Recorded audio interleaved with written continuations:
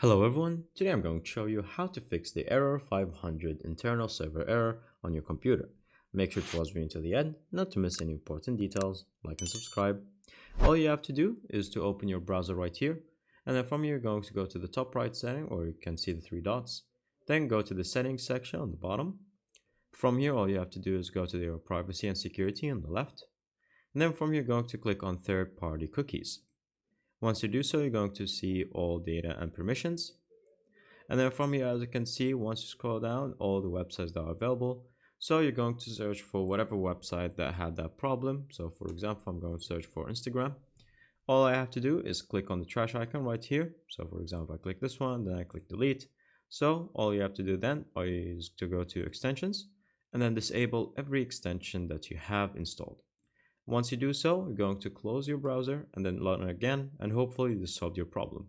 Thank you guys for watching. See you next time. Bye bye.